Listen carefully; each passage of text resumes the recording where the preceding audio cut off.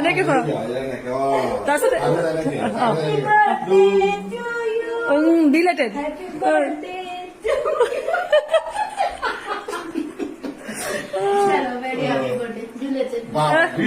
ধুনীয়াকে পজ এটা এই এডালে কি মুখখন ফুলাই চুলাই পজ দিয়ে অ আপোনাৰ ভায়েক লাগিছে